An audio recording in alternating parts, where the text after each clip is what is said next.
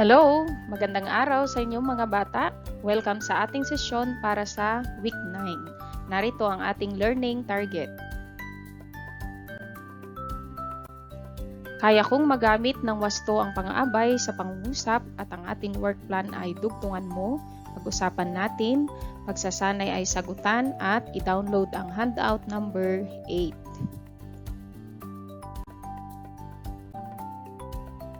Ngayon, dumako tayo sa dugtungan mo. Ano-ano kayang mga salita ang maidudugtong o mailalagay mo sa mga patlang para mabuo natin ang diwa ng talata. Babasahin ko.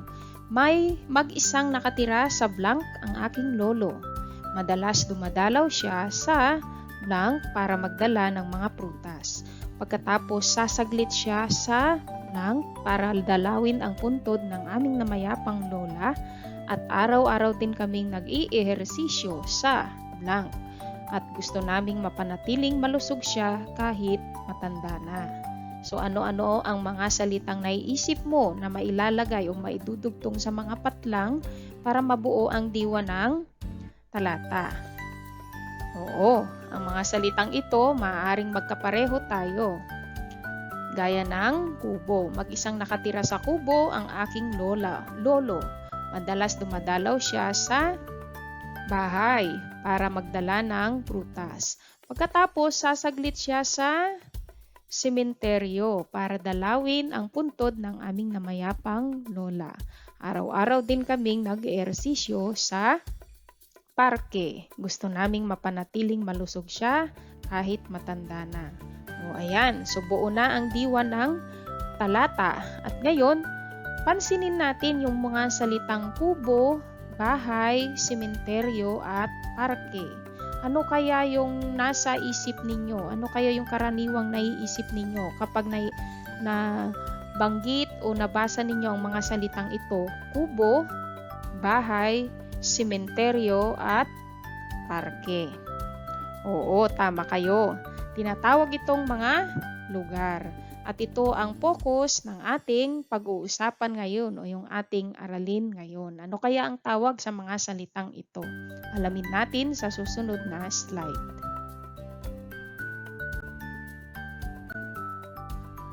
Ang mga nabanggit kanina na mga salita gaya ng bahay, sementeryo, parke, ay mga halimbawa ng pang-abay na panlunan.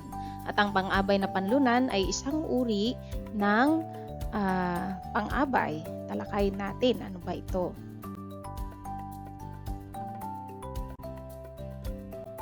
Ayan, tinatawag itong mga pang-abay na panlunan sapagkat ito ay tumutukoy sa puok na pinangyarihan o pinangyayarihan ng kilos sa pandiwa. Pag sinabi nating puok, ito ay lugar. Lugar na pinangyarihan ng kilos sa pandiwa.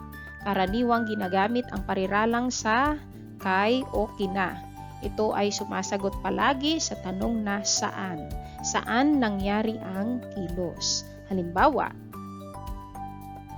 ayan, maraming masasarap na ulam ang itinitinda sa kantina.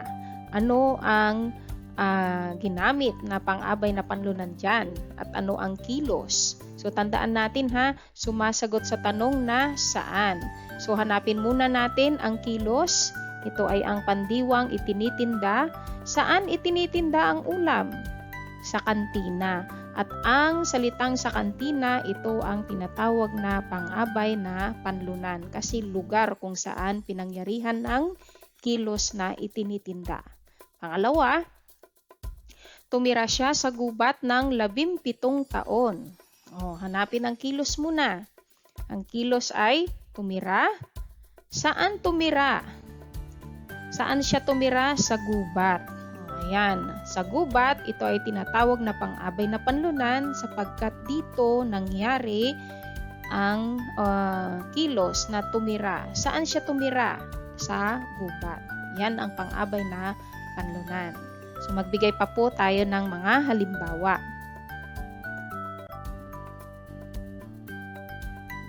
Yan. Sa una, dati ang mga mag-aaral ay nagbabasa sa silid-aklatan. Ano ang ginamit na kilos? Ito ay ang salitang pandiwa. Saan? Tanungin natin, saan sila nagbabasa? Walang iba kundi sa silid aklatan. Yan ang tinatawag na pang-abay na panlunan sa silid aklatan. Pangalawa, dumaan sa Jollibee ang mag-anak para mananghalian. Okay. Ito ay dumaan, saan dumaan? Jollibee. At ang salitang sa Jollibee ang tinatawag na pang-abay na panlunan. Pangatlo, si Yvonne ay naguhugas ng pinggan sa kusina araw-araw. Ano ang kilos na ginamit? Naghuhugas. Ang tanong ay saan naghuhugas si Yvonne? Sa kusina. Okay? So ang kusina ang tinatawag na pang-abay na panlunan. Maliwanag po tayo? Kung maliwanag, okay, subukan ng mga sumusunod. Ihanda ang inyong notebook at ballpen o kaya whiteboard at marker para subukan ang 5 pagsasanay.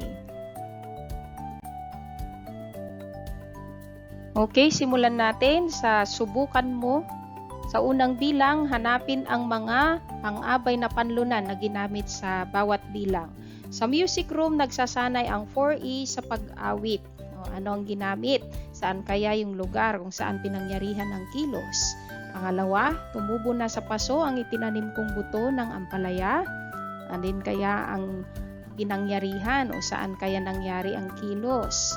Pangatlo, ang headdress sa kanilang ginawa ay ipinatong sa kanilang ulo. O, saan kaya ipinatong ang headdress? Pang-apat, ang kanyang pitaka ay nakita sa ilalim ng upuan. Ano ang mga pang-abay o ano ang pang-abay na panlunan na ginamit? At pang-5, maayos na nakatupi sa aparador ang mga damit. Ayan, bibigyan ko kayo ng 30 segundo para maiayos ang inyong salita o sagot. 1, 1, 2, 3, 4, 5, 6, 7, 8, 8, 9,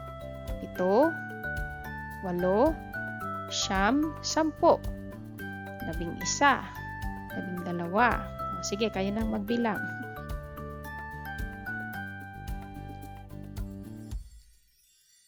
11, 20, 21,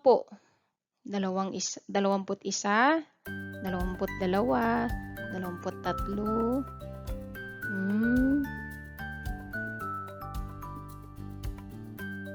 23, 27, 28, 29, 30.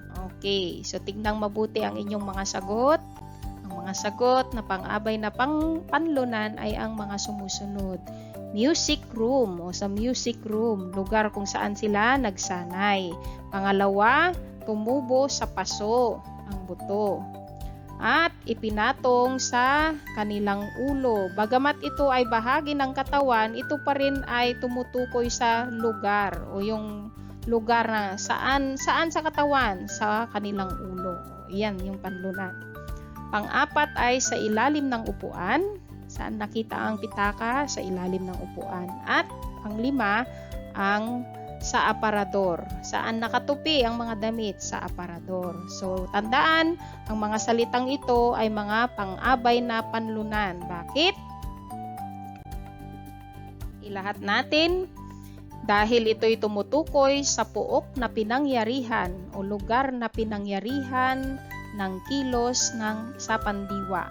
Lagi itong sumasagot sa tanong na saan at laging merong mga pananda na sa, kay o kina.